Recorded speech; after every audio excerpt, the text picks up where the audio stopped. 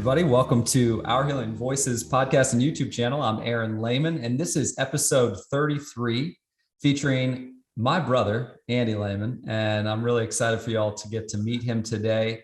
As I think back on my 40 years on this earth, every year has involved him in my life. He's a couple years older than me and was my best friend, no doubt, growing up. Still is in the top three spot as far as best friends go. Still look up to him on the daily, just see him as an amazing role model and mentor in my life.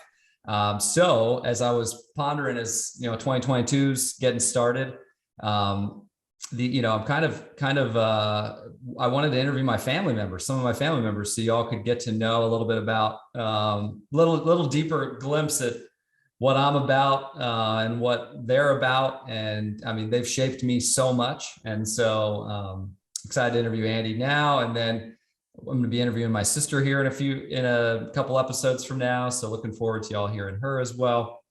Hopefully, eventually, even my mom and dad, maybe separately, maybe together, not sure yet.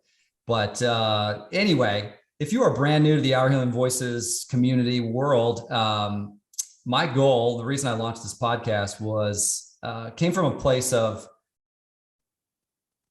just being in the natural wellness world for about 13, 14 years at that point. So a couple of years ago, I launched this and had been in the natural wellness world and just like proactive and preventative wellness world as a massage therapist, as an essential oils educator, and just kind of seeking to invite people to consider how they can make shifts that support them, right? Support themselves, right? And so I also sometimes felt super alone on that journey where it was like, man, is anybody like watching what they eat these days? Is anybody like exercise anymore? Is that like, do we stop exercising once we're out of high school and college? Is that something we just kind of say, oh, that's for kids? What about playing or dancing and having fun or, getting into our child self? What about that? And sometimes I felt super lonely. It was like, where are the people that are saying yes to daily healing or saying yes to daily transformations?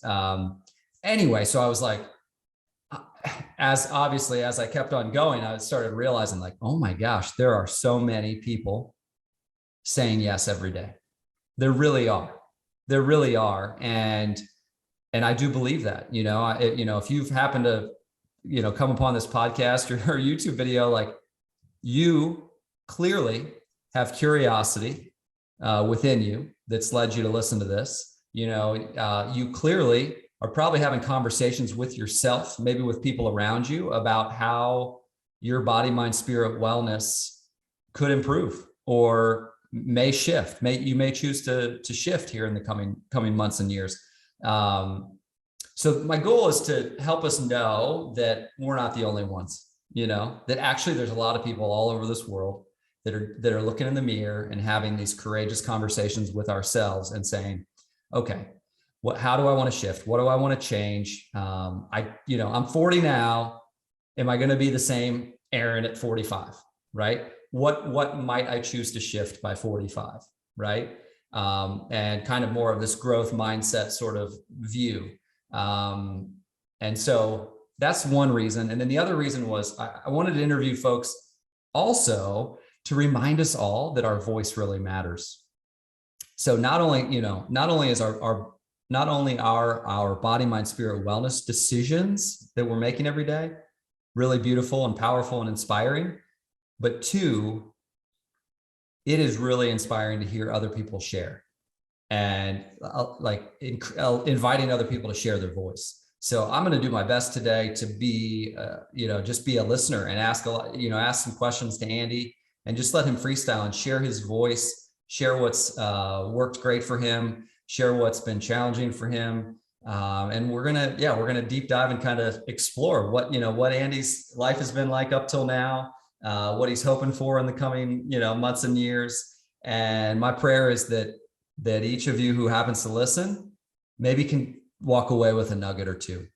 whether it's body, mind, spirit, wellness wise, or if it's courage to write that book that you've been thinking about writing, right? Or courage to launch the podcast that you've been thinking about launching, or courage to have that conversation with your therapist, or, address a certain area of your life.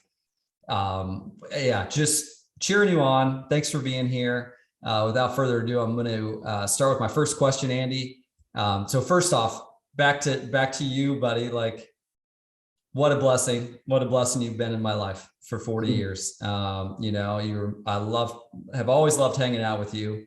I think when I think about you, I think a couple main pieces come to mind, right? First one is daily choosing positivity. This is something that I've seen you really be extra intentional about over the last 15, 20 years. But even prior to that, right? It was like, and I'm sure it was probably, we got influenced by our parents a little bit, right? To like make the most of a day. But just I'm really grateful for that model of finding the joy, finding the positivity, finding the gratitude. That's been something that I've appreciated watching you. The second piece that I'm really grateful for is the amazing listening you've offered me over the years, and just presence, that it's like, whether I'm going through stuff with my wife, or whether I'm going through a rough time in business, or I'm going through a rough time just on my own with something going on internally. Like, I know that I can shoot you a text and find a window where you're literally going to shut down all your other apps, shut down all the other distractions of the day as best you can, right? And literally just lock in. And like that, to me, has been such a gift. That you are, such a phenomenal listener. So again, on that note, my man, thanks for being here. I want to start with this question.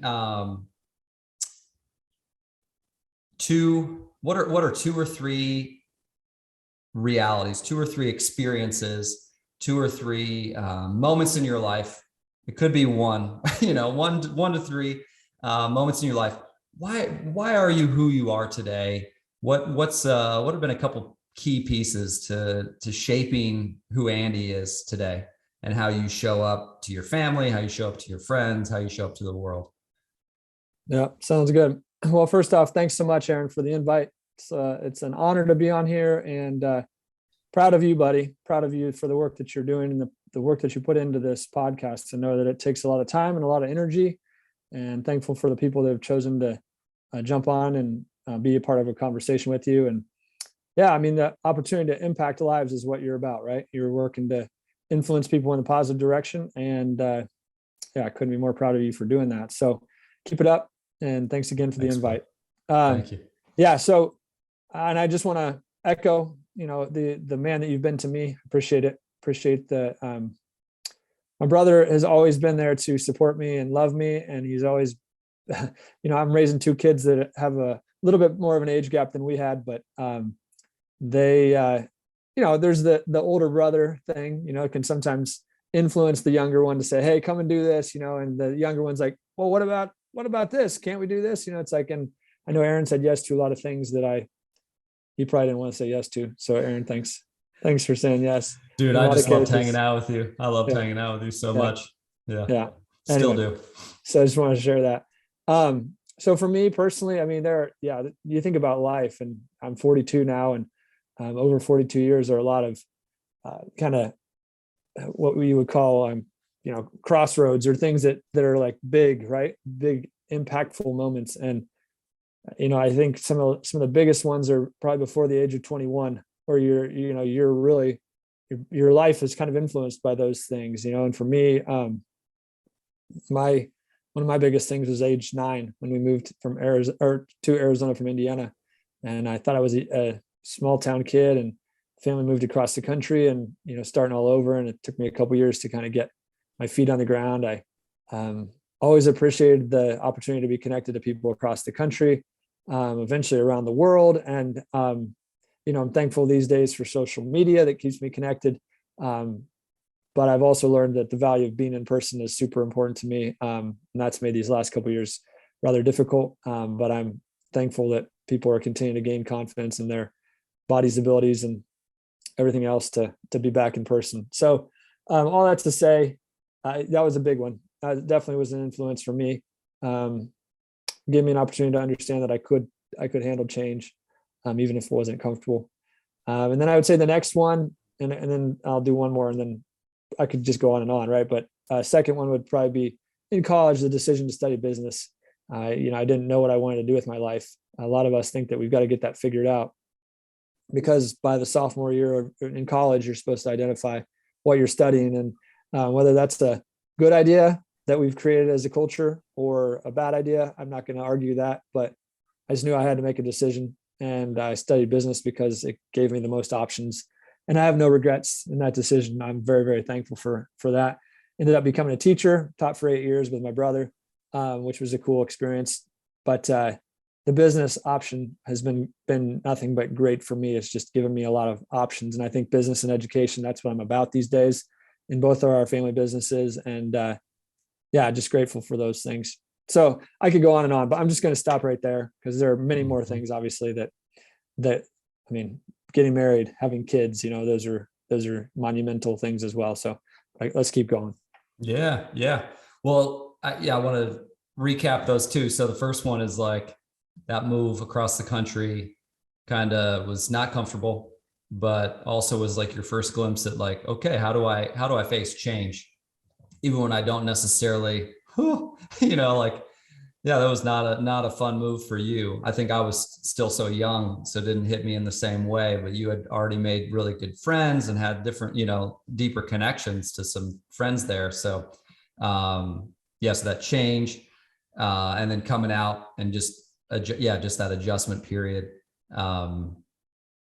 Man. Yeah. What a trip.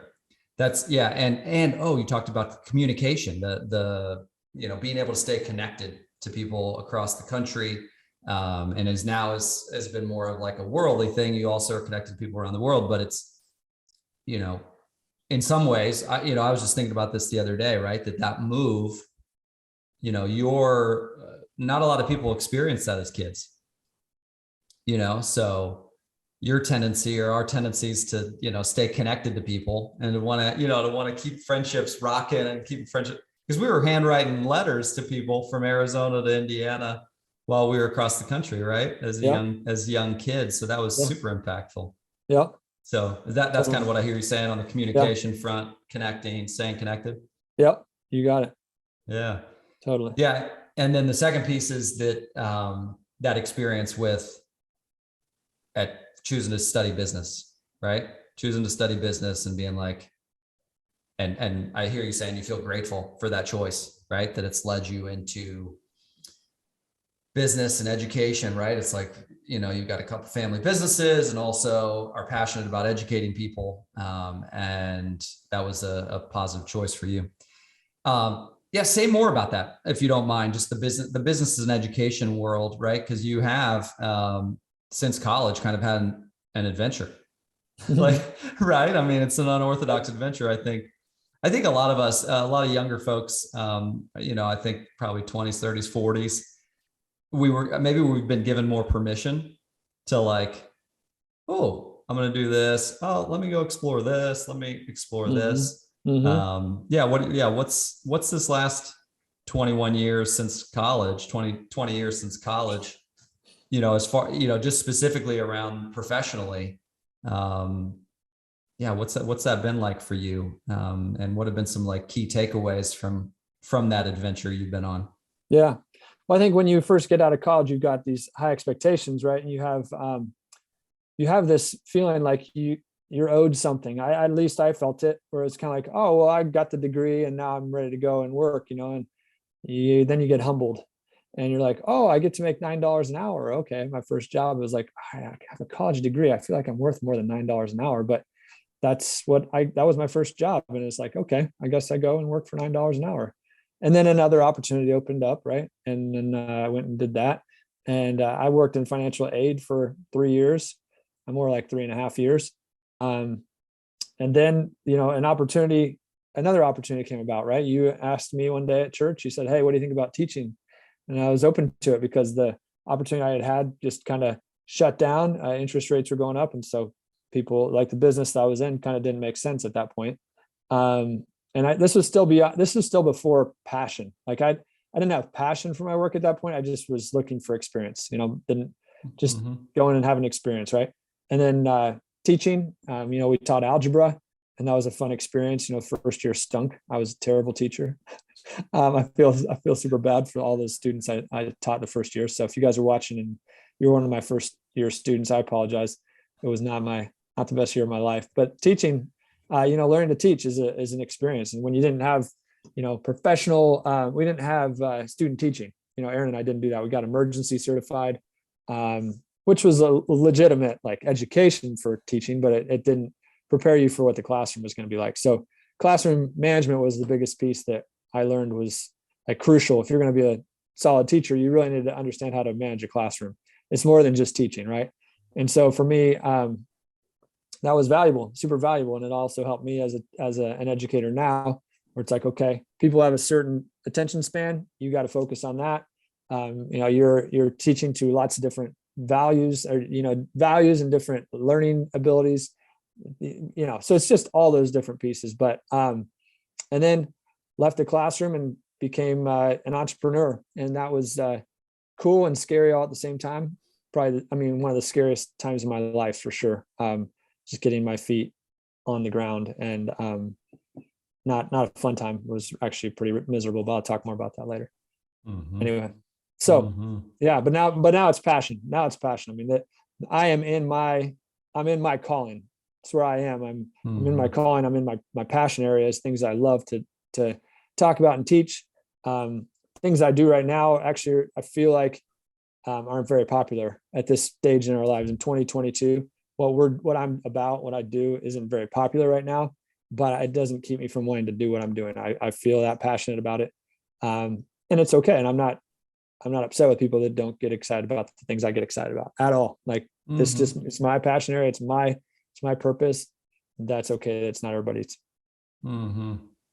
Yeah. Keep going, man. So your passion areas, I know, fill people in on these passion areas that you're, day in and day out, you're seeking to provide education ultimately, I think, right? Provide education and awareness to people.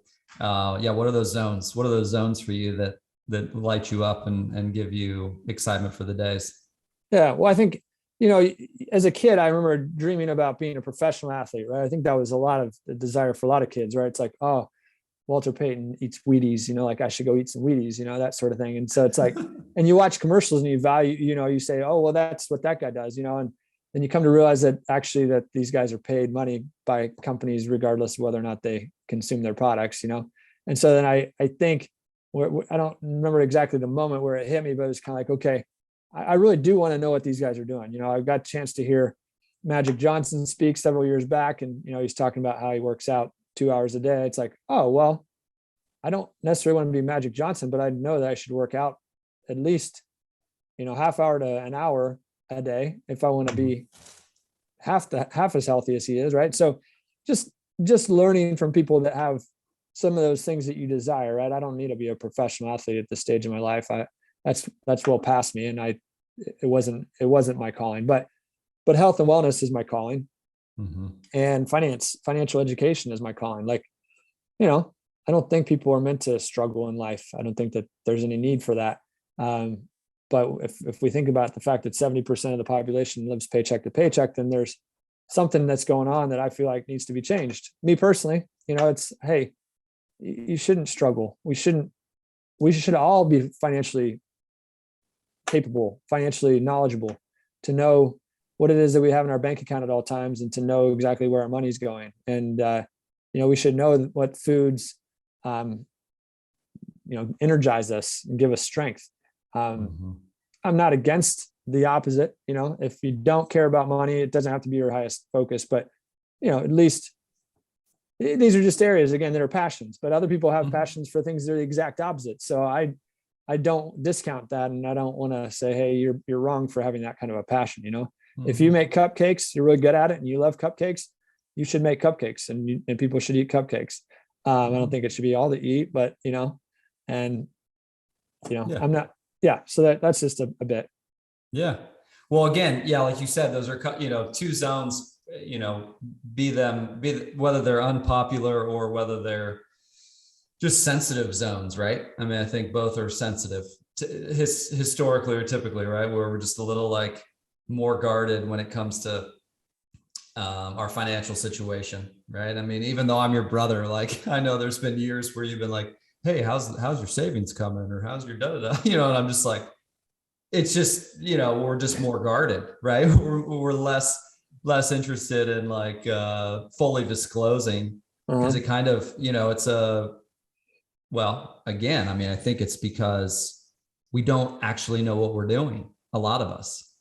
Like, or that's what I'll say that for me, it's just like, we didn't necessarily very few of us got really great tutelage growing up, right? During that first 21 years, like where we got the guidance that we actually needed to be healthy adults who save, who give, who invest, right? And also spend on some things, right? We basically were taught to spend through our culture. It's like we were basically taught to spend and buy stuff and consume. There wasn't a whole lot of like, hey, this is how you're going to save 4% of each of your paychecks, and put it into this account. It's like, So, dude, what a huge need, but definitely like a zone where I think a lot of us are a little more guarded. And then the health stuff, the health and wellness, similarly, I think is also a sensitive area just because of how unique each of our journeys is. And also, right. And also we all really, similarly, we didn't get the education in that front either. Maybe we didn't have the models of health, right? We didn't see a parent care about vegetables, or a parent care about moving their body, or a guardian showing up to our sports games. So what is this body movements craze that people care about, So how do you deal with being in both of those zones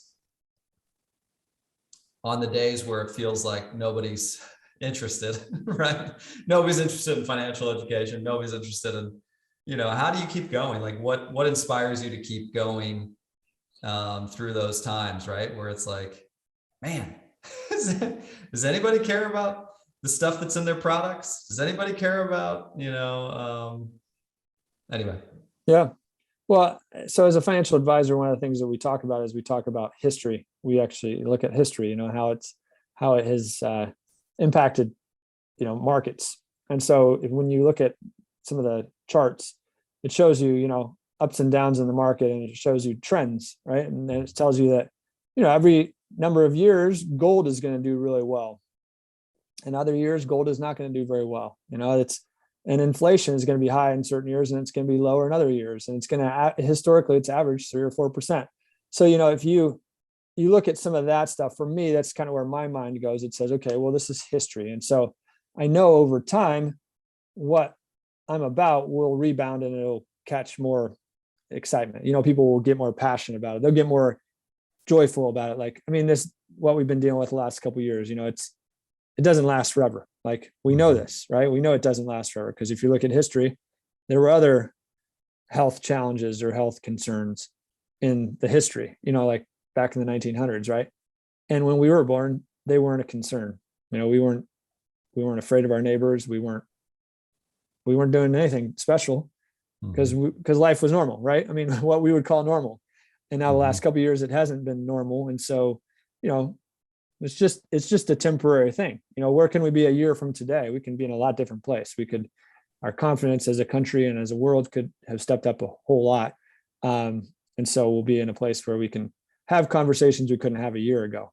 So I think for me, again, very positive, very optimistic mindset. So for me, it's like, all right, well, whatever it is we're dealing with, is this too shall pass, an old Abraham Lincoln quote, just like, this too shall pass. I'm sure he didn't create it, but anyway, just in time, we'll rebound, we'll get out of this. And what we're about will become mainstream again. Hasn't been mainstream lately. I mean, if we look at the last 2 years, if you took really good care of yourself, you wouldn't feel very concerned or very threatened.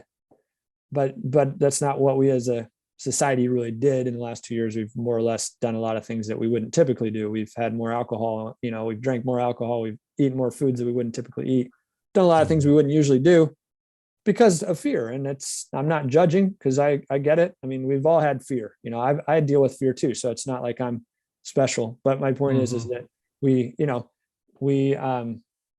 as a society have done things differently. And so as a result, we've gotten different results. And so I haven't changed my philosophy. I still believe like, hey, let's just keep taking care of ourselves. If we do that all the time, we improve our chances a lot of not feeling threatened, not feeling concerned.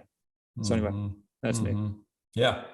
Yeah. So I hear you saying that trusting history, right? That things will shift, that so that the education that you provide, whether it's health and wellness, whether it's financial health, to just stay faithful to that, because those are your passion zones. Those are gifted areas that you've really given a lot of attention to and educated yourself on. So just staying faithful to that, knowing that even though people maybe in the last 2 years haven't been so pumped up about, hey, let me see how I can. And again, there's probably a lot of people that have, right? There are a lot of people around the world who actually have chosen to shift their health paradigm, health story, right? Right. But also, a lot of the data that's coming out is that we have not gotten healthier in the last 2 years, specifically as a nation.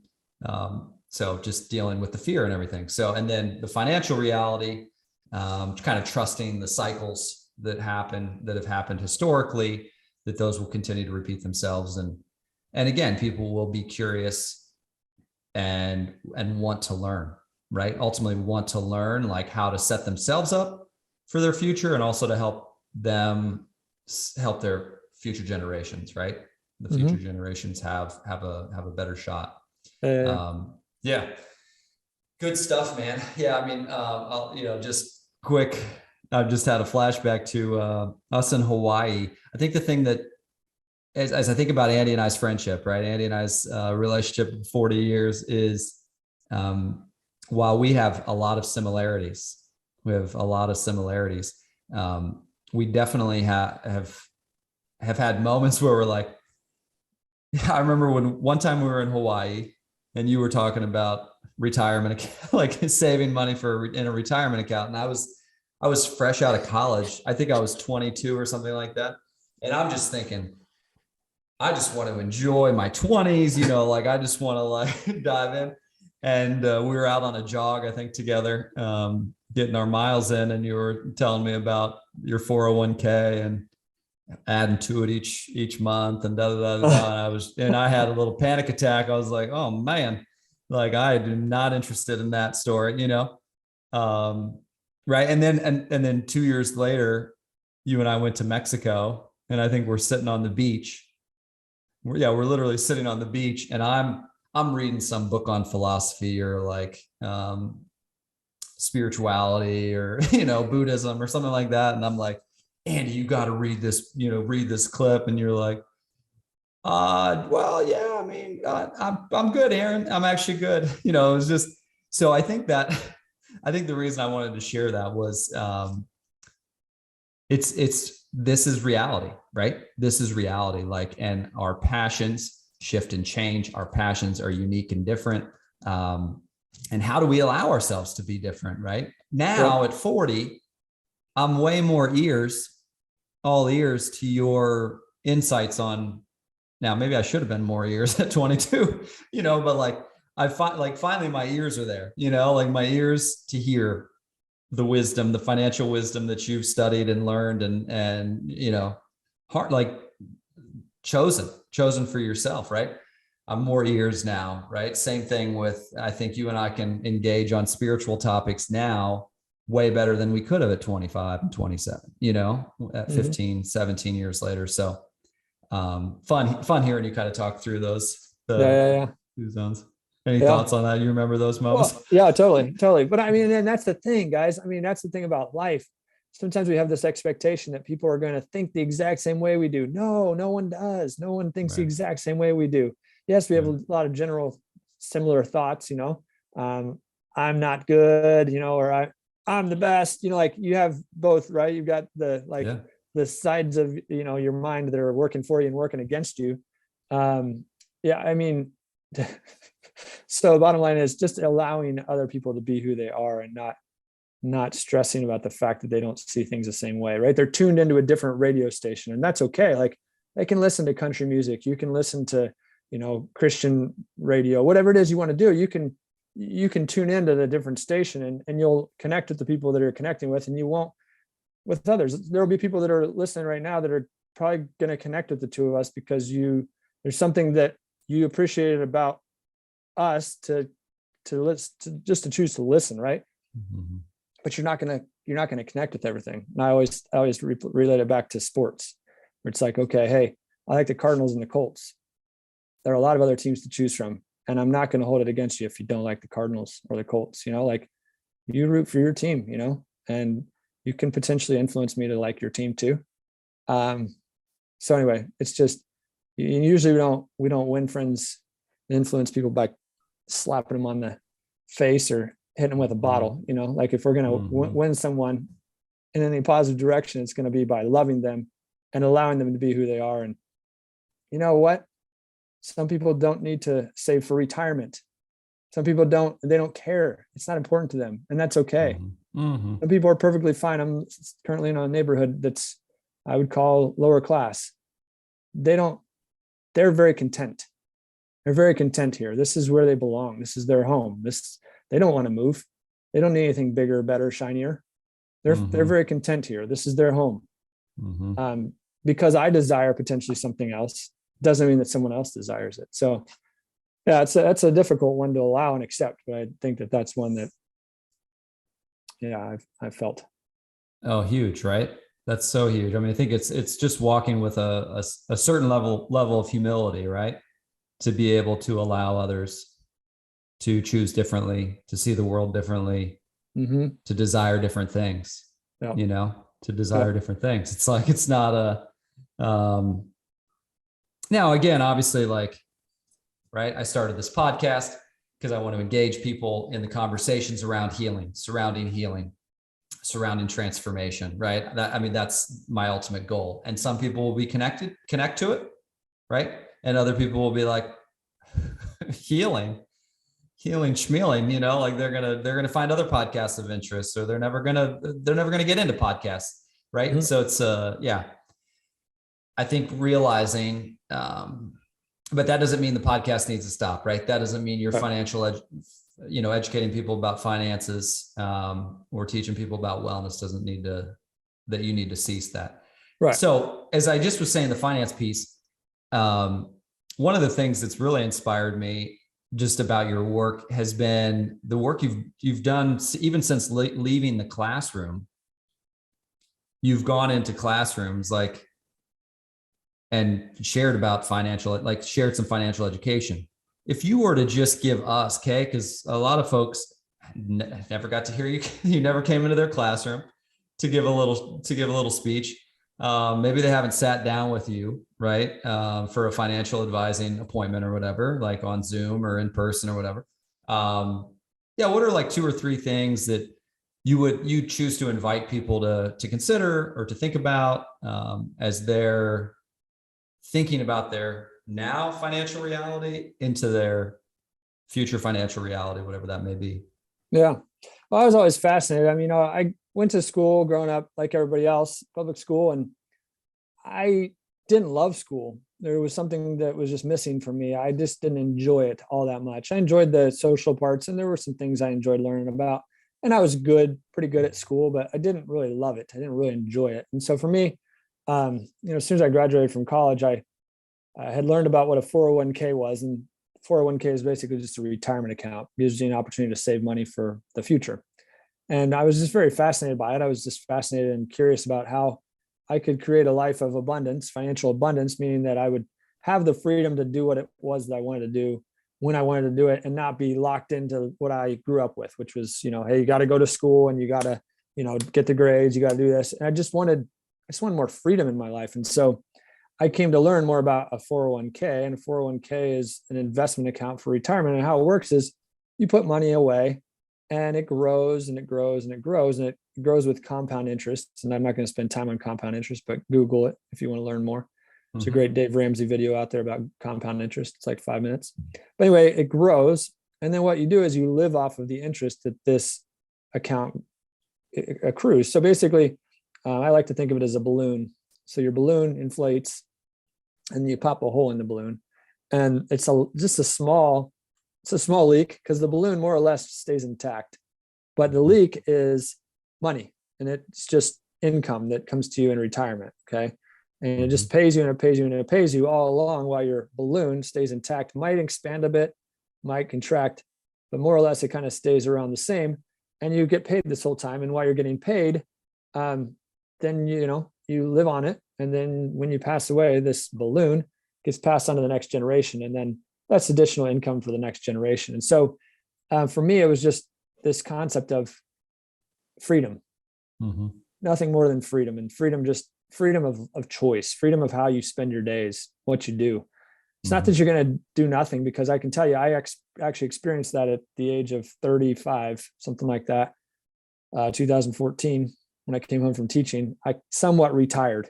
Okay. Because our other business, our Young Living business had grown to a point where, as if it continued as it was, I potentially wouldn't have to work another day in my life. And at 35 years old, I thought about it and I was like, okay, I was planning to retire at 60 or so.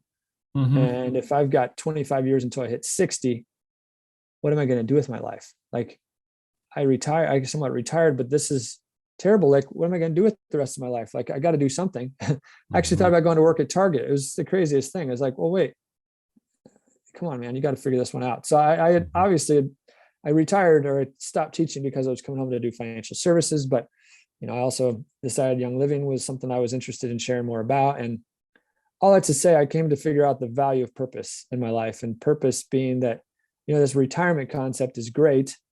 We can retire financially, meaning we have enough to live on, that we don't have to work, but we actually are going to want to work. We're going to want to have some sort of purpose, because a man without a vision will perish. If you don't have any vision for your life, or you don't have any purpose, you're going to be depressed. And last I checked, depression is one of the worst things you can experience. I've experienced it.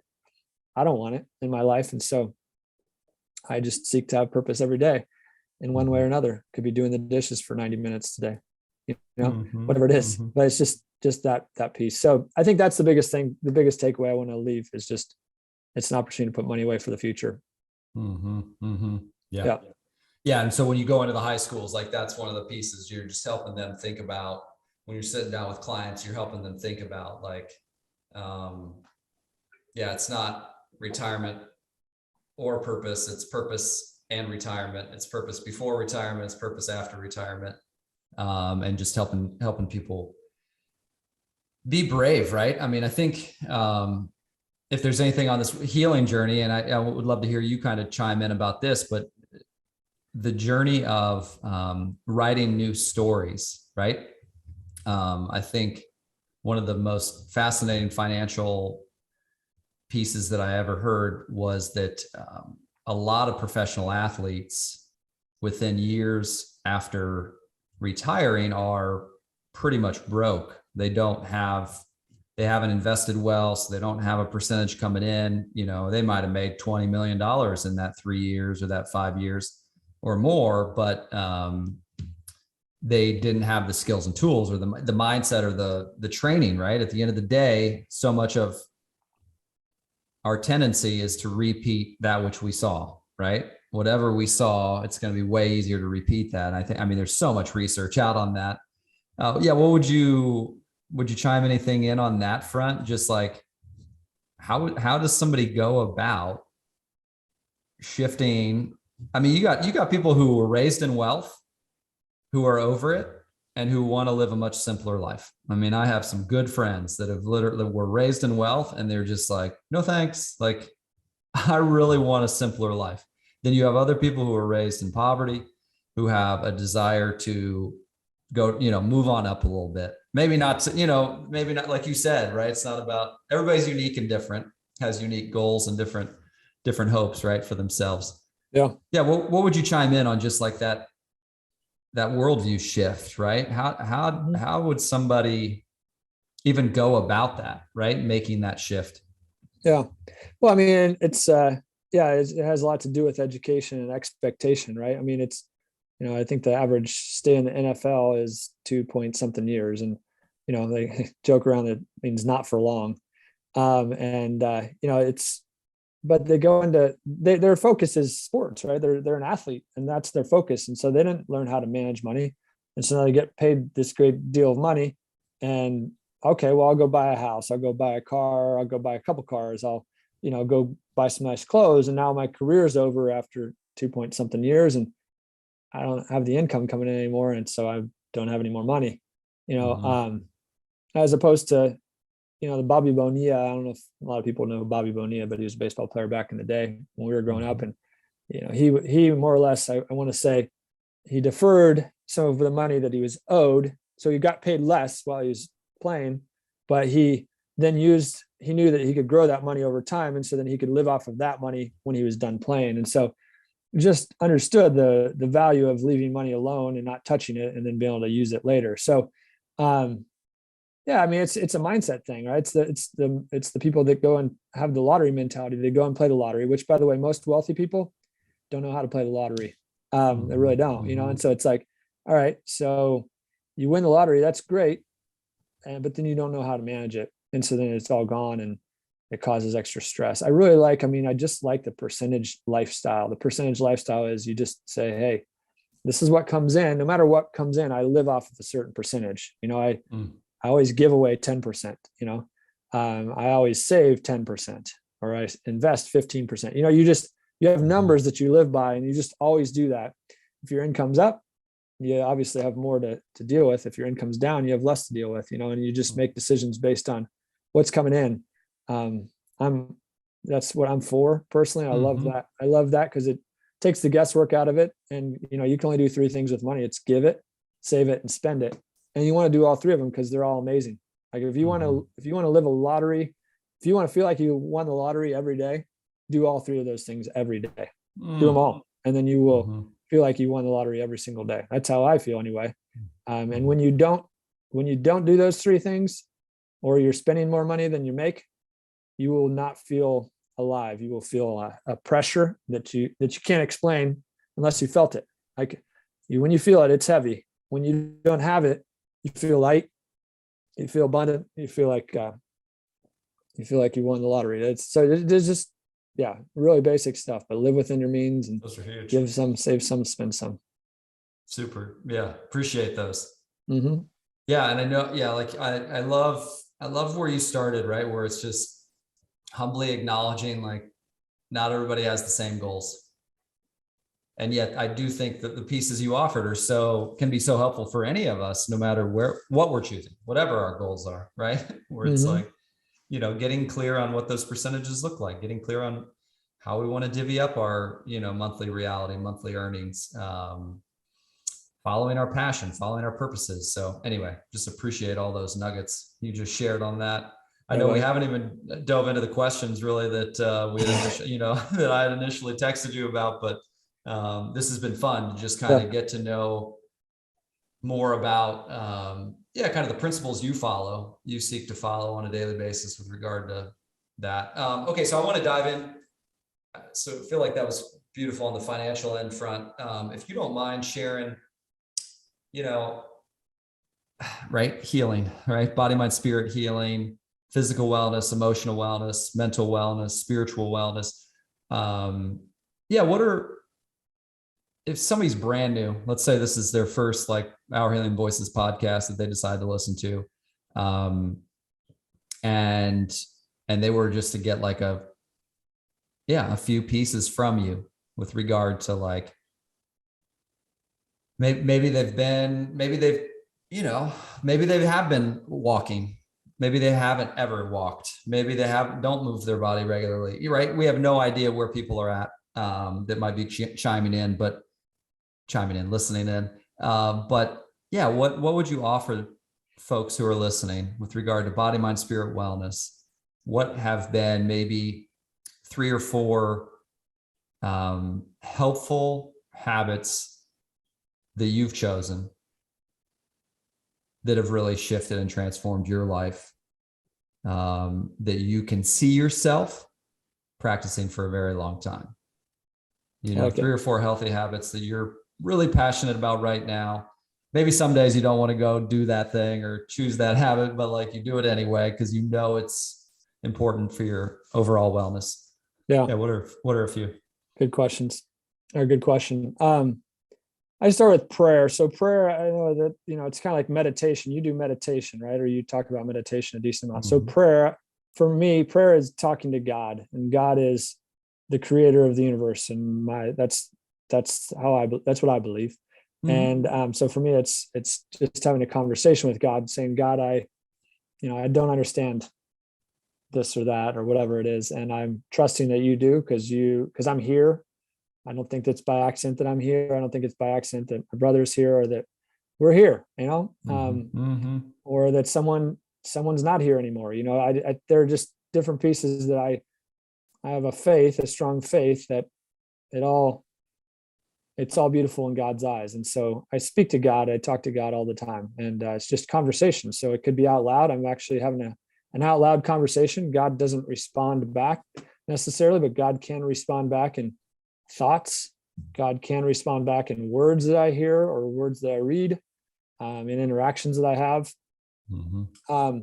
So for me, that's just an amazing therapeutic way of living, and just giving my concerns and my desires to God. So that's a big one. Yeah. And then, you know, I just think about all the things that have been created on this earth. You know, it's a combination of both things that have been created and the things that men and women have created on this earth. Right. I mean, and that's the kind of the challenge. I think it's what we've been dealing with in the last couple of years. It's saying, hey, God created this. Well, God created this person to create this. You know, it's like, yeah, I mean, we've created amazing things in the lab, right? Created amazing things in the lab. We've also created things that are terrible in the lab, you know. So, in my opinion, there's some things that are terrible that we've created in the lab, you know, that have knocked us down a notch. So, bottom line is just focusing on the things that I know help me, right? That make me feel good.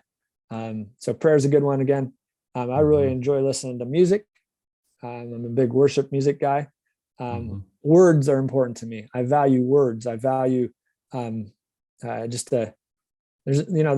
differences in language. You know, there are high vibrations of language and low vibrations of language. Bad words are a low vibration of language. Positive words are a high vibration of language. I choose to be up in the high vibration language. So listening to songs that are about, you know, about faith and about life versus death, you know, because that's just super valuable to me.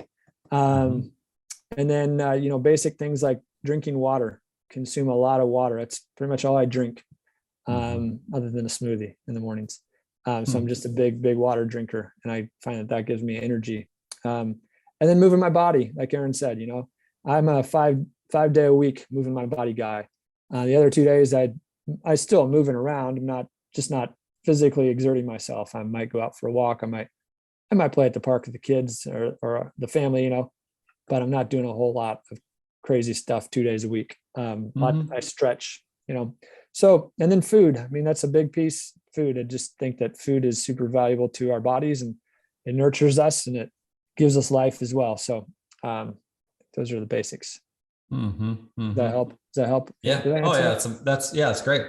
That's great. And I mean, so I'm hearing food, I'm hearing body movement, I'm hearing prayer being the first. You said that one out first. I think that was intentional for sure. When I think about you and how important that is, just kind of undergirds all of how you show up, right?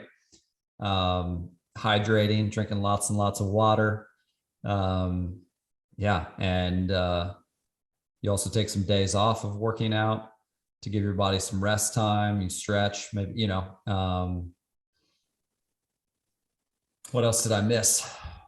But yeah, I feel like those are some of the main nuggets that I hear you sharing. Yeah, and I think that those are huge. I think one of the things I continue to feel most drawn to, or the thing that I've been hearing a lot as of late, is find habits, choose habits that you can choose for a long time. right? That, so whether it's a prayer practice, whether it's a fitness practice, whether it's a nutritional practice, right? Having the intention that it's like, this I can do. I could do this. I could do this thing 5 days a week. Oh, the one I missed was the positive vibrational language and the negative vibrational language, right? Where it's, and music, that lyrics, right? That you're hearing lyrics that are calling you into your greatness, that are calling you into hope and optimism and faith, right? Faith in a better day, faith in a better tomorrow, faith in, better choices tomorrow for all of us or whatever. I just think that anyway, so I'm thinking all that you shared feels like if somebody were to, even just choose a couple of those, right? Or it would be like, choose the ones that you're ready to start adding and see them as a longevity shift, right? See them as a long-term shift, and bite off what you can maintain. Amen. Amen. Sustainability is the word, right? Yeah. Sustainability is the word, because if you do something that you cannot maintain, cannot sustain, then it's not a good idea. I'm actually I've been mentoring a guy for over a year, and he just recently said he was going to do the 75 hard program. You ever heard of 75 hard? I think I have. Yeah. Yeah. I mean, it's basically like working out 2 times a day. I mean, it's just intense. And in his current situation, 75 hard to me was unrealistic. It just wasn't a wise decision. And if he's watching the podcast, hey, I love you, brother. And obviously, I want great things for you. But I also called him out, and he knows that. I called him out and I said, hey, because he quit it not long after he started. And it's like, I kind of saw that coming. And the bottom line is, you're not being good to yourself. You're not being fair to yourself, right? Like I'm not a big reader. I haven't been a big reader historically. I know I'm not a huge reader still. I'd rather listen to stuff on podcast or on audio. Mm-hmm. But I know that if I take small chunks, I can bite that off, right? So my daily devotional is not long. It's 3-4 paragraphs. I can bite that off every single day without any problem, but I don't choose to sit down for 20 minutes, because that would not be sustainable for me. I know this about myself. My prayer time is, they're not typically long prayers. It's on the way to the gym, a little bit on the way back from the gym. It's just super small, but it's something that's sustainable. And I think that's a big piece. So thanks for saying something about that. Mm-hmm. Yeah. And I think just so wherever you're at on your journey, whether you're watching this on YouTube or listening on podcasts, like just, if one of those jumped out at you where you're like, okay, yeah, maybe I could pay more attention to that or add that habit in. Just start small. I always just feel like, right, it's like a start small piece always feels important. And also, choose that which you can maintain, right? Start with something that's realistic and you're willing to maintain, because eventually you're going to tap out and be like, I can't pull that off for every day or every 6 out of 7 days for the rest of my life. Yep. Good stuff, man. All right. So you've mentioned a couple of times family. You talked about having kids and a wife who I love and adore. What's that? Yeah. What have you learned during your relationship journey, and also as a dad? Like, what have been some of your biggest takeaways? Be they came to you from challenging times, or they've come to you through easier positive times. What have been some learnings, some discoveries that have come through marriage and family, being a dad? Yeah. Well, marriage is a beautiful thing. And I am very, very grateful. My wife, Andrea, she and I have been married for coming on 17 years, coming up here in June. And it's been a fun time. Mostly joyous times. There are definitely difficult times. We've experienced probably actually the most difficult chapter in our lives in the last 2 years, which a lot of people have, right? It's not like we're special there. A lot of people have experienced difficulty. because Uh-huh. people just have differences in opinion about what's going on, right? What's going on? I mean, is that person telling the truth? Who are we following? What's going on today? And so that can create a challenge for everyone. But at the end of the day, we choose each other every single day, right? We choose each other every single day, and we committed to one another. In a Christian marriage, I feel it's a different type of commitment. And that's not to say that people that are married outside of the Christian faith aren't committed. I'm not saying that, but I'm just saying that we said, hey, I do, and I do in sickness and in health, and richer or for poorer, and this past 2 years has been, it's been a little bit of this, right? A little bit of butting heads where it's like, hey, you see it this way and I see it this way. Okay. I can see where you're coming from. I can definitely see where you're coming from. I can't see where you're coming from, or yeah, I can kind of see where you're coming from. I can see where they're coming from. I could kind of see where they're coming from. It's just the the identification of, what we're seeing. I think it's the reticular activating system, I think. Correct me if I'm wrong, Aaron, I could be off, but it's the idea that, you go buy a car and all of a sudden you start seeing those same cars all over the place, right? It's like, it's the people that you're hanging out with. It's what you're listening to, that you're seeing those things, because that's where you're spending your time. But for me, we had a financial plan. By the way, we may have an emergency here because my daughter's coming in. I told her not to interrupt unless there was an emergency. So it might be an emergency. Oh, now she's leaving. Anyway, so is it an emergency, Bennett? Oh, you're welcome to come in. Yeah, you can come on in. All right. Hi, Bennett. That's Bennett. I'll talk to you Thursday, Bennett. Uncle Aaron's going to talk to you on Thursday. So anyway, just we had a financial goal going into 2020, and then the world changed and shifted, right? And I was still on track to want to continue to follow that same financial goal. But my wife had a different opinion. She wanted to change the plan. And for me, it was challenging because it was like, on one hand, I kind of felt like I had lost her trust, or, it was kind of like, all right, well, wait, just because this is going on doesn't mean we have to change the path. Why can't we keep on the same path? But it was her opinion. It's how she felt. And I can't disregard the fact that she felt a certain way. I need to love her and accept her for how she feels. We're all different creatures, right? Men and women are different creatures. And the bottom line is, I need her. She needs me. We need each other. And that's what marriage is about. And it's about giving and taking. It's about saying, okay, all right, I really felt comfortable with that plan, and now we have to switch it up, and not super uncomfortable for me, but I have to allow it, and I think of it as eating the frog. There's a book called Eat the Frog, and it's more or less the concept that you do the hard stuff first.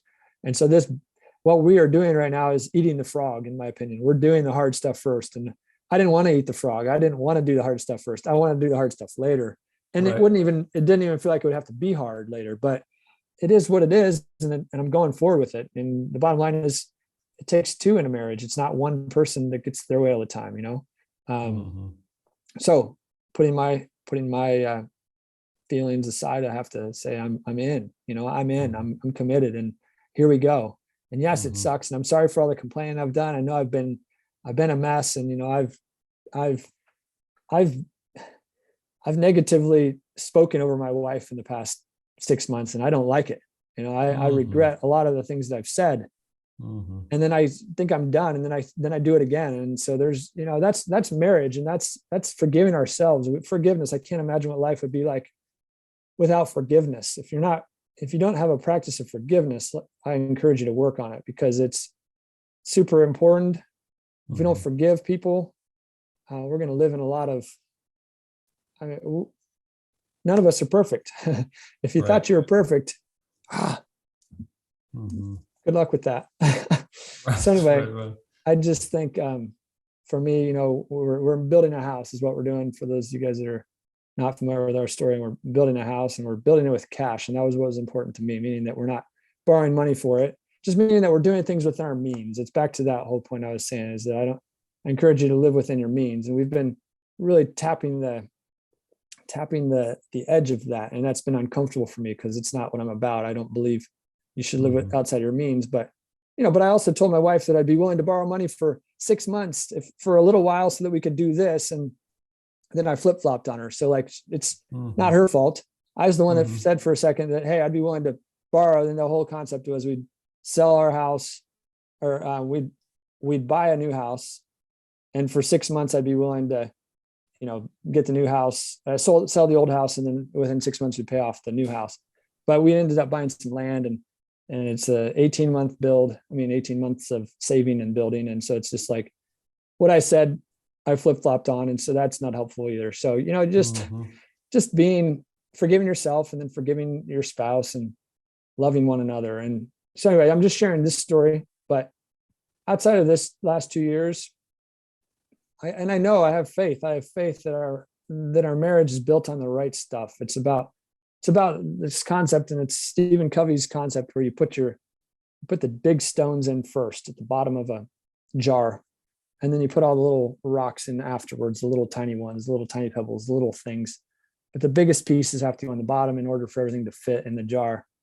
And my wife is one of those big stones. And so I'm all in, and I'm committed, and I have to forgive myself, and I have to forgive her, and I have to say I'm sorry, and I have to let go, and I have to just keep moving forward and knowing that there's a greater day. When we're going through valleys, we have to remember that a mountaintop is in the future. And so I'm super grateful for her. She's amazing. She makes me a better man.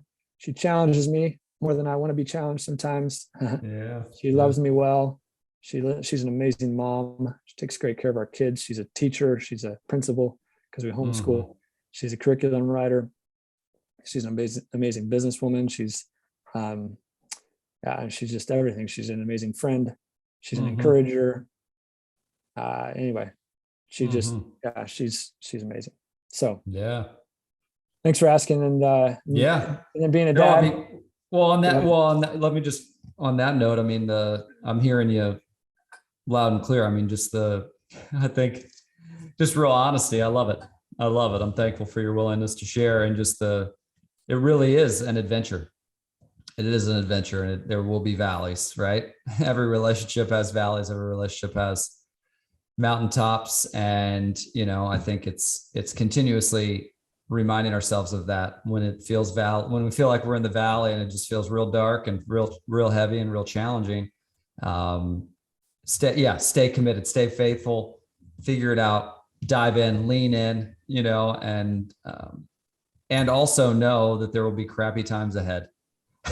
It's just part of, we don't love ourselves every day, all the time, right? It's challenging to be kind to ourselves every day, all the time.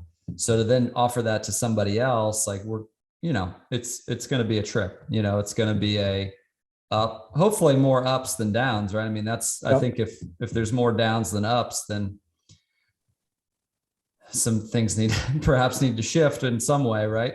Yep. But yeah, I think just continuing to stay faithful to leaning in and asking each other questions, listening really well. I love your piece on forgiveness and offering each other that is so huge. I also love your piece about I don't know, you said Stephen Covey, maybe, just about the glass, right, with the big stones on the bottom. And when you said that, I was like, what the visual that went off for me was some of those values, right? Some of those shared values, shared principles, shared visions, sort of thing was also what went off. And just, I remember, Sarah and I we look back on our partnership and we're like, wow, really so thankful that we have so many similar values down there, where it's like, I don't have to question, whether that's going to be a priority for Sarah a decade from now or not. Right. You know what I mean? It's like, I know that's a priority for her. Yep. Right. Sarah, 7 months ago, with everything going on with mom, Sarah's immediate piece was, hey, I'm down to live in Arizona with your parents. I'm down for them, to live with them here in California, to show up and be supportive. And it was like, that's one of the many reasons I chose Sarah, right? Was that value, that family value. And I've been communicating to her, hey, obviously we don't want, we want all of our parents to be healthy and happy forever. Right. Right. But I'm always going to be open and ready to show up for her parents in the same way, and it's like that family value was so important to both. So yeah. Anyway, appreciated that, that visual, or that's where my brain went on that visual. Tell me, transition into being a dad. Like, Sarah and I haven't taken that leap yet, but still have it on the vision board. Still are excited about it for sure. And obviously there's so many different philosophies about parenting, and everybody has a unique story about what it feels like and what it is like. And also have recommendations and suggestions. And, our parents wrote a book on parenting, they felt passionate enough about how they chose to parent that they wanted to at least share that for those who are interested in grabbing different tools and new tools. So yeah, what's that been like? What's the parenting journey been like? With two amazing kids that I love so much. What are two things that they've taught you? What are two things that your kids have taught you in the last 12-ish years? And then what are two things that, have been a priority for you and or Andre, but just you as a dad? What have you sought to offer them? Like two things that you've learned from them, and then two ways in which you've sought to show up for them. Yeah, good questions. Two things I've learned from them. One is that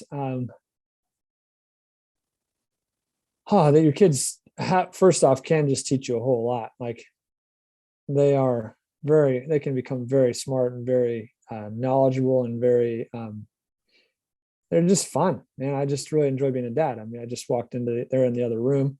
Andre is out working, and they're both on technology right now. It's just a technology time. They get to enjoy it. And, that they're different. That's one thing that's really important to know, right? Our kids are different. They're not the same. So they require different instruction, whether it be subject matter or whatever. They can teach you to be humble. I'll tell you that. We play a game called Dutch Blitz. We've been playing it a lot lately. Our Aunt Mary in Indiana, she gifted it to us in October, and we've been playing it a ton lately. And I get schooled by, our son Grant just schools us all the time. I don't think he really ever has been beaten. And then Bennett, she's gotten really good. She's been beating me consistently lately. I've been the biggest loser. So, it can humble you pretty quickly. And then I just feel like they teach you to have fun. They teach you to remember to enjoy life and be goofy and be okay telling dad jokes, anyway, so it's just been an awesome thing to be a dad.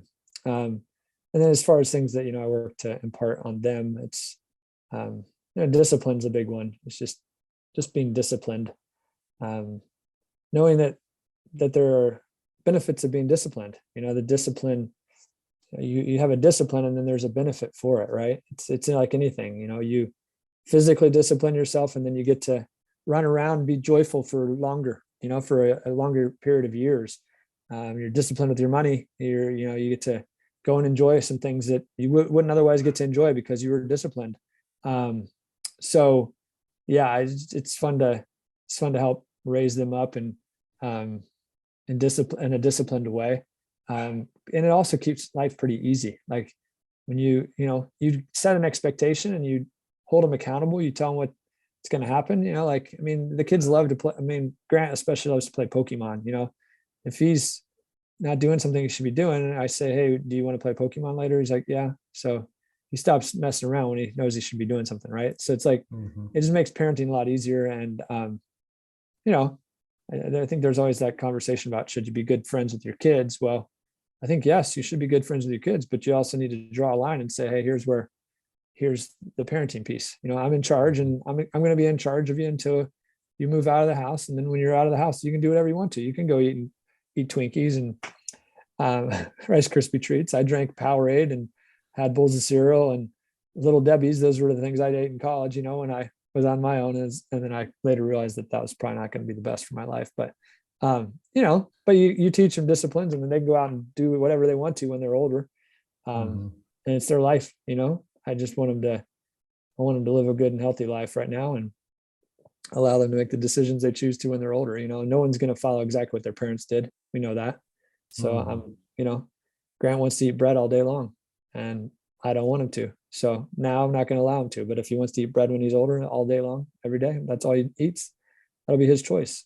So anyway, yeah, man, it's awesome. I love being a dad. And yeah. Love it. Love it. That's awesome. That's awesome. So the fun piece, the way in which they show up and invite you to play and have fun and enjoy life, right?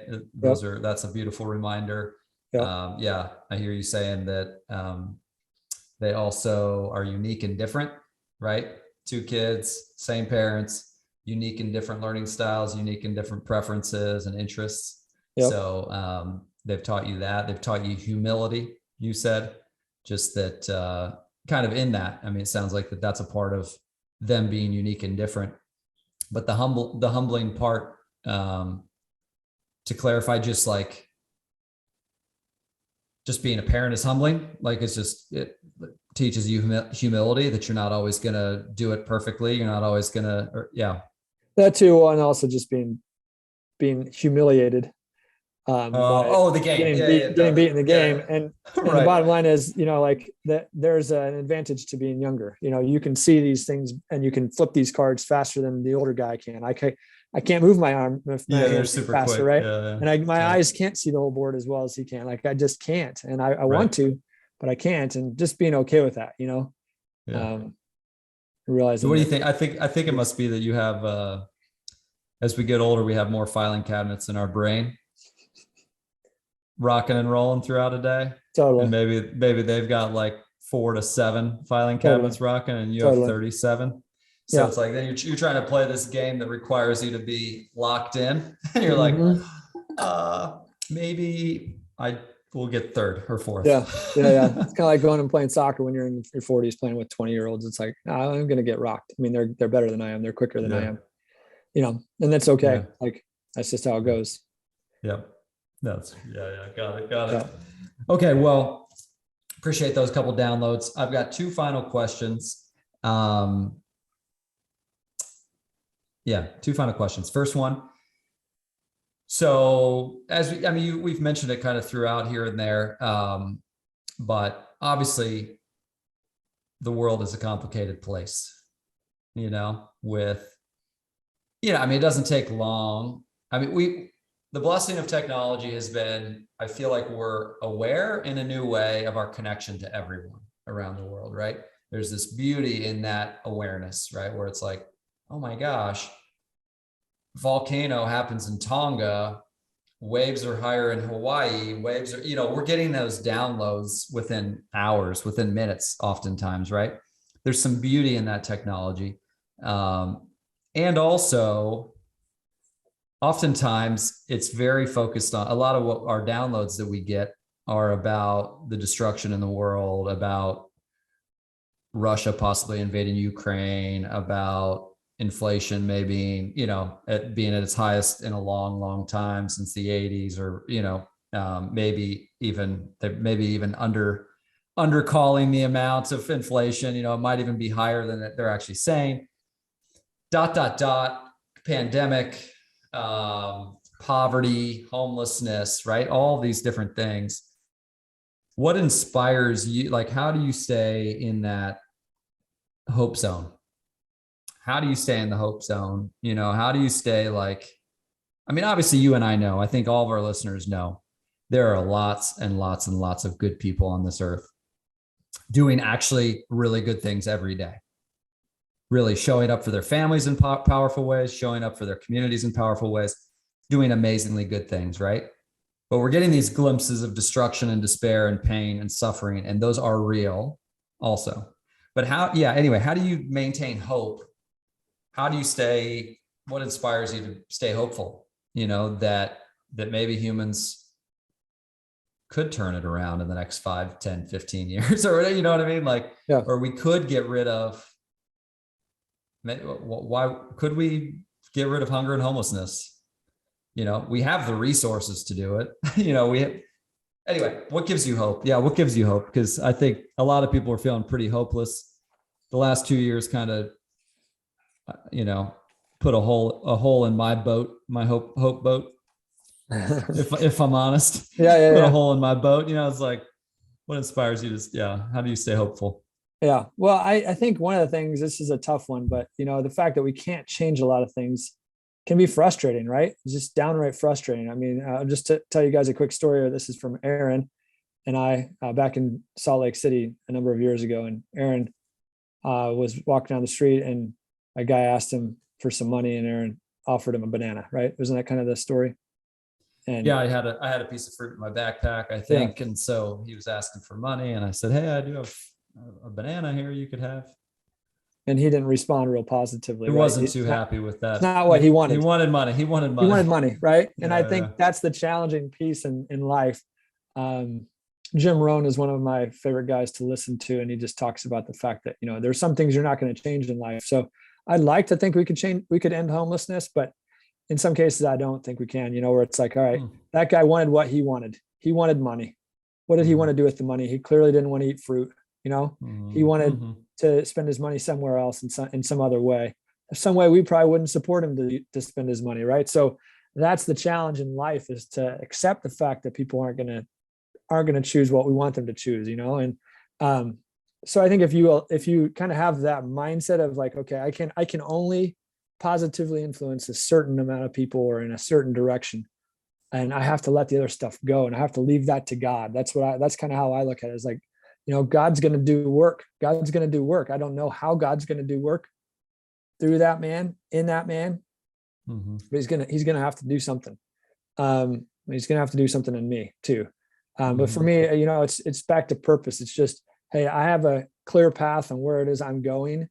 I'm going to take some people with me. I'm going to not take other people with me, and I'm okay with that. And I have to just march on. I just have to keep going in that direction and kind of focus on the things again that I can control and let go of the things I can't control. And regardless of what I can't control, love my neighbor, right? And love my neighbor means love everyone. So, you know, there's been a lot of, you know, different feelings about masks, right? Let's just talk about it. Masks have been a big challenge for people, right? It's like, okay, well, if I want to fly in an airplane, they're requiring me to wear a mask. So if I'm going to go get on that airplane, I got to wear a mask, period, end of story. Okay. If somebody's going to stop me at a grocery store and say, I can't enter if I don't have a mask on, I'm either not going to shop at the grocery store or I'm going to need to put on a mask. If they don't say I have to wear a mask, then I'm going to give every single person that's wearing a mask plenty of space.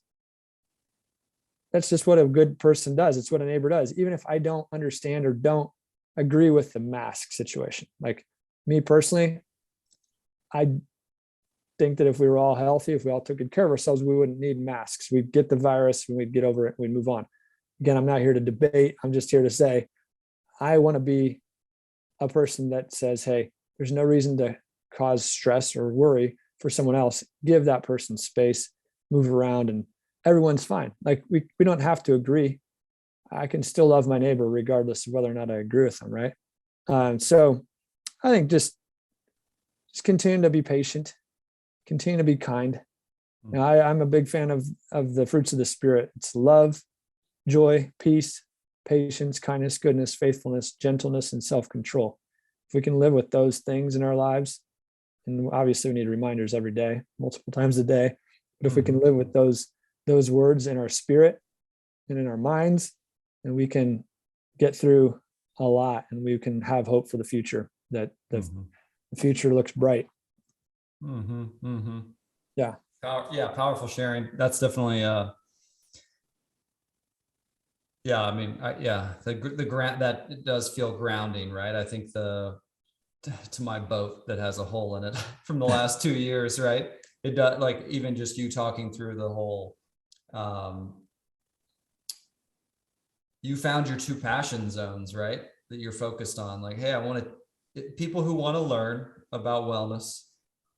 I'm ready to support them and cheer them on and be an encouraging presence where I can, right? People who want to shift their financial story are ready to learn more, ready to engage with old stories and finding a new way, finding a new story. I want to show up for them.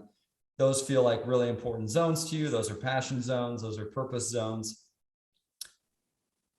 Doesn't mean that homelessness doesn't matter to you. It doesn't mean that these other realities around the world don't matter to you, but this is what you can emotionally, mentally, spiritually, physically show up for.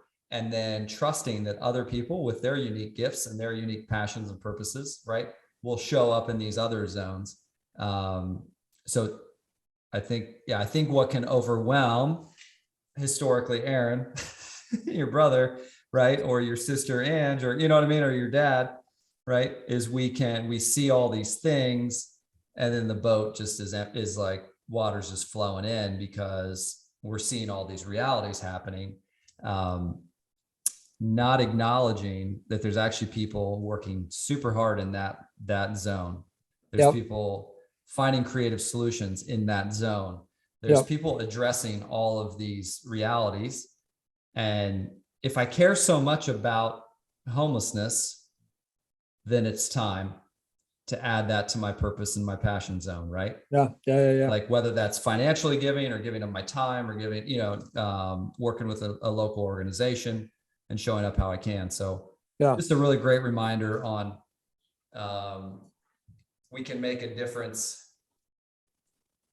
every day, and we can't do all of the things. We can't carry all of the weight, you know, or else we're gonna die pretty exhausted.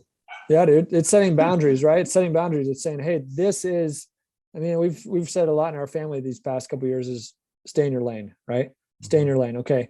This is my zone of genius, right? This is my zone of excellence. This is where I put my focus because it's who I am. It's who I feel called to be.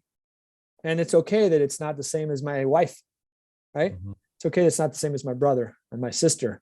We all have voices that are important, and we have to be willing to listen to the people around us. Right. And I know we're all guilty of it. I'm very guilty of it, that, I'm not the best listener in a lot of cases. I'm actually very terrible at it. On the other hand, I know I am a good listener in other cases, it's that both. I've got good times and bad times. I wouldn't be too hard on yourself. No, I hear you. But my point is there are times where I feel very strongly about something, right? Got it. And I say, I can't see what you're talking about. I can't hear what you're talking about. I'm just going to stay over here, I gotcha. Yeah. So you're just saying, like, when it comes to like, I'm just thinking about like the homelessness thing, right? Where it's like, okay, yes, that I see a lot of people that fall into alcohol abuse in the homeless population, right? Where it's like, okay, or drugs, where it's like, okay, well, they're asking for money and then they're going to go and use that money. I can predict they're going to go use that money on cigarettes or alcohol or drugs, and maybe a little bit of food, but mostly those other things. And so then it gets me, negatively charged, where it's like, well, why am I going to go give them money if they're going to use it for a purpose I don't believe and agree with them on? It's like, so that's the challenge. And it's like, okay, I'm choosing to let that go. I will give money to my church, my local church, and my church will create a safe place for people that are wanting to get out of that environment. And I'm not choosing, like you're talking about, I'm not choosing to put the time and energy into helping someone restructure their lives off the streets. I'm pouring into other people with other needs. And that's my zone of genius, right? But it's somebody else's zone of genius to focus on the homeless population. Agree. Totally agree. Yeah. Well, thanks for sharing it. I mean, I think it's just it's a reminder to find the zones that most charge you, right? That most charge you, most inspire you, where you're like, hey, and it could come from something you went through as a kid, could come from, an experience you had in your 20s or your teens, or, like you met somebody from this place, and trust those meetings, right? Trust those meetings and trust those inklings. And show up in that zone. Don't carry the whole weight of the world, right? So I hear you saying, like, to stay hopeful, you really have to release the weight of all of the things, and focus on the zones that most inspire you and most motivate you to bring about change. Yeah. Anyway, I hear you. I hear Yeah, you. yeah. That's, I mean, that's helpful. It's definitely helpful. And yeah, good. Yeah, dude. Good stuff. Good stuff. Yeah. I mean, I just know a lot of people deal with this, given the social media world, I mean, you brought up the mask thing, but it's like given the online world that so many of us are on very regularly. I mean, back in the day, right? You weren't supposed to watch more than 2 hours of TV a day. A lot of parents were trying to make sure their kids didn't watch more than 2 hours of TV. I think I would imagine a lot of listeners today who are listening in, if they check their screen time, just like if I check my screen time, or if our nephew checked their screen time, or, like, it's going to be like, whoa, okay. So we're getting inundated with this information. What do we do with it? How do we process it? And how do we find the zones that call us into work, right? So good stuff, buddy. Anything else you want to add on that front? Yeah. No. Okay. Well, final question is this. I just really value who you are and how you choose to show up. I think you're an excellent listener. As I said at the beginning, I heard you clarifying there on that piece. Sorry, I wanted because you did say that. I hear you saying that sometimes it's hard. We have to figure out in certain scenarios who are actually willing to listen to one another, right? I think that's what if I was hearing you correctly, sometimes you don't feel like you're a good listener, but it's in those moments where either you can't hear what the other person is saying, or you're not feeling a mutual energy in that connection. Again, correct me if I'm wrong, but if you show up with an opinion or a perspective, right? And I show up with the opposite perspective. Well, if my garage door is down and I have no interest in learning anything about your perspective, then you're not going to actually listen. Like, you're not actually going to want to actually listen to me, right? Because I don't believe anything you're telling me, right? If I'm so committed to my perspective, garage door is down, that's going to like demotivate you right off the front of like, oh, this dude does not even want to hear me, does not care what I'm saying. I'm not even going to listen. Like, you might just say, hey, Aaron, we can't really talk about this topic because we obviously have differing opinions and I don't really want to listen to you share yours, and you clearly don't want to listen to me, right? So knowing in those moments, right? In those moments where it's like, okay, opposing viewpoints, are we both willing to show up? Oh, only one of us is willing to show up. Yep, we're going to skip this conversation, right? Yeah. Only if we're both willing to show up, then we show up, we listen to one another, hear each other's perspective for education, for awareness, for humility, right? From a curious place, perhaps each growing a little bit, perhaps each shifting a little bit, maybe not, maybe we both walk away with the same exact perspective, but at least we both came in humble and ready to listen and learn. Anyway, I think that's what when you were saying you don't listen well, I feel like that's what you were talking about, is in moments where you're like, what is, like, I don't know. Is that right? No, for sure. I mean, so you think about it, those of us that would probably, we would say we're good listeners, right? You'd say you're a good listener, right? I would say I'm generally a good listener. Mm-hmm. Our families are typically pretty good listeners, our family members. Mm-hmm. But there are times where we're not, right? Like, I think every single one of us that would consider Yes. ourselves to be a good listener, there are times where we're actually really crappy at it. And Yeah, so like, I'm just admitting that, right? It's like, all right, sometimes I've got my mind so fixed on what it is I want to say that I don't even have the attention to listen, right? And I'm guilty of this with my wife. I know my wife doesn't want me to tell her what's wrong. I know my wife doesn't want me to fix it. She wants me to listen every single time. She doesn't want me to suggest it at all. She never wants me to say, hey, dude, it'd be probably helpful if you did this. No, she doesn't care.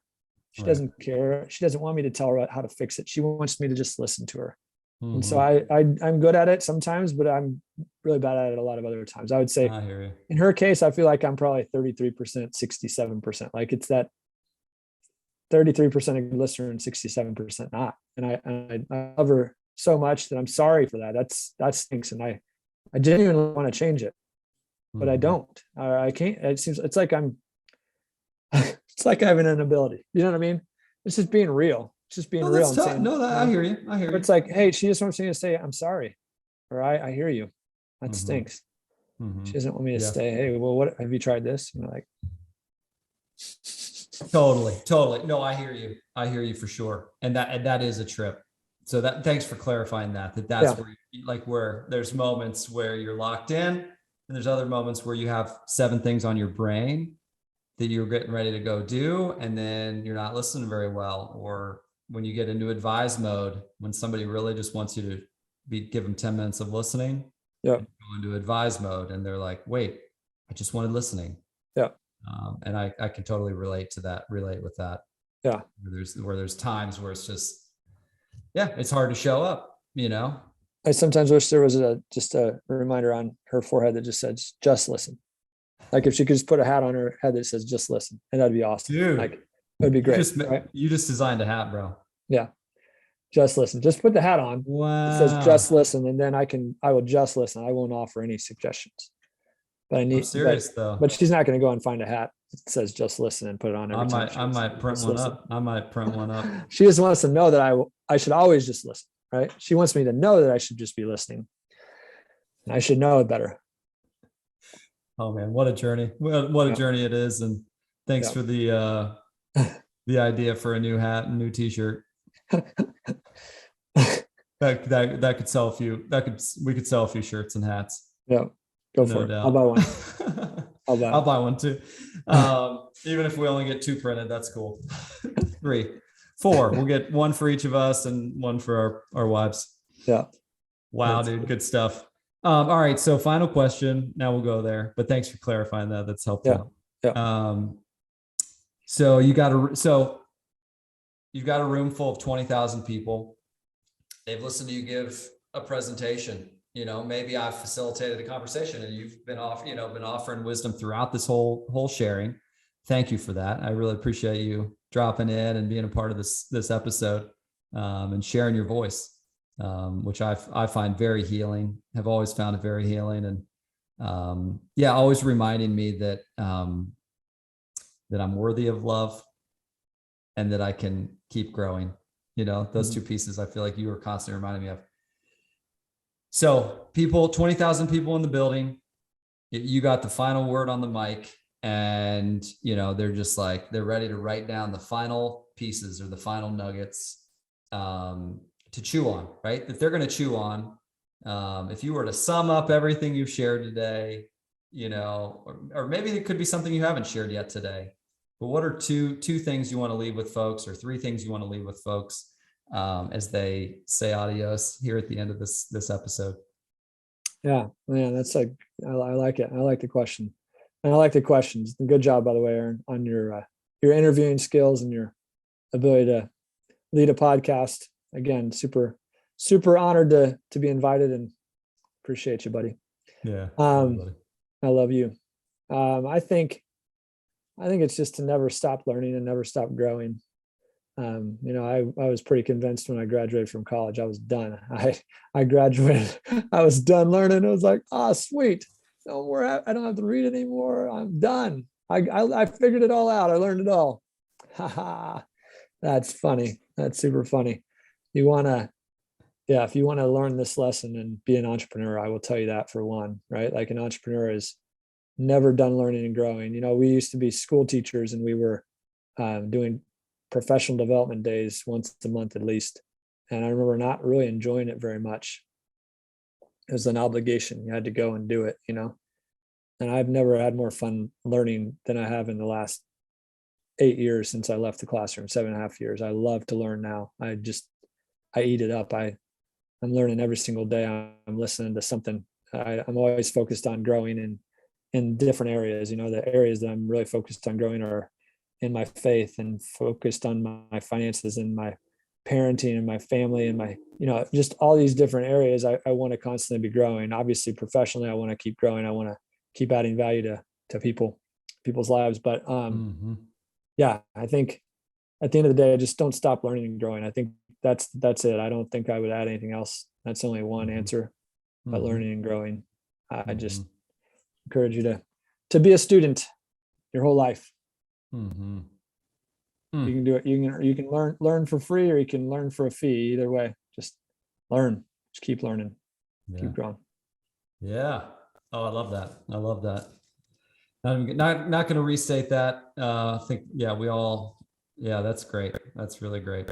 Those of you who joined us today, and this was your first episode of the Our Healing Voices podcast and or YouTube channel, thanks for being here. I can say from my heart and also from my brother's heart, we are cheering you on. Whatever you're walking through right now, be it really difficult, medium difficult, or you're feeling really good right now, just know that you're not alone. There are people, us included, who are down to be supportive, down to be encouraging. And we really are cheering you on. Even if we don't ever get to talk to you, know that you're not alone, and that we are cheering you on and believing in you. I think that so often at the end of the day, so much of our transformation comes down to belief in our worthiness of that transformation, and so it's, whether it's me leading a podcast, or Andy, you reaching out to people, that you support on the financial front, or that you support on the wellness front, right? When we're reaching out to folks, it takes some belief in our ability, right? It takes belief in our ability to help. It takes belief in our ability to change and transform and improve, and grow. So we're cheering you on, that your belief continues to grow, that you're worthy of powerful shifts.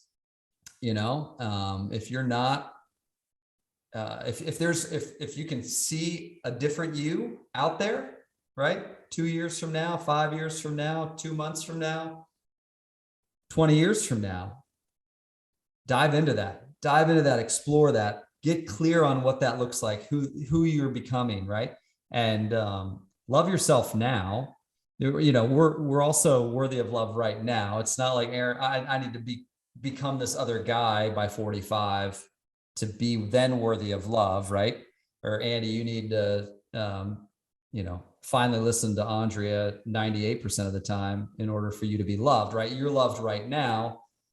And also grow that belief in yourself, grow that belief in your worthiness. We can make big shifts. We can make big habit changes. No, it's not easy. It's not easy to save money if you've never saved.